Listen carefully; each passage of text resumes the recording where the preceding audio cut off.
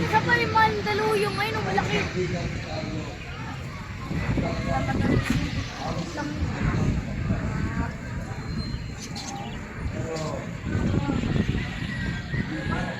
Ano yun pa pag sumabit sa inyo dalawa?